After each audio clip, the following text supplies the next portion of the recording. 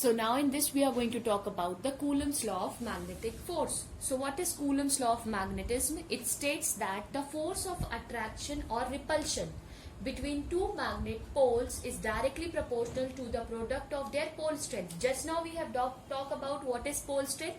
Pole strength is the point where the maximum, we can say any of the point where the force of attraction and the repulsion can be felt, and inversely proportional to the square of the distance between them.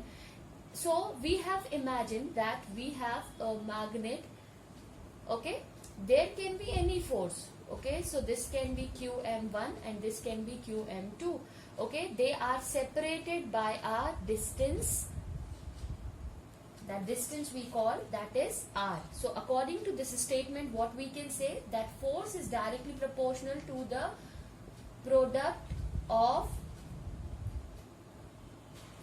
their pole strength QM1 upon QM2 and inversely proportional to the square of the distance between them.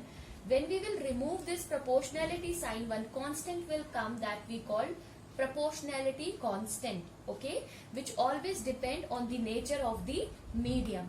Here this K is, we already seen in the previous, this K value is what? That is mu naught upon 4 pi, which depends on the nature of the medium as well as on the system of the unit which we are going to choose, okay. So here we have F is equals to mu naught upon 4 pi QM1 QM2 upon R square, where this value of mu naught, okay, the value of mu naught is chosen, that is permeability of the free space, sorry, this mu naught is the permeability of the free space, that is equal to, this is equal to 4 into 10 to the power minus 7, 4 pi into 10 to the power 7 Henry per meter, okay, this is what we have used here. Now if we have considered, that is if QM1 is equals to QM2, all is equals to unit 1, and your distance is also 1 meter.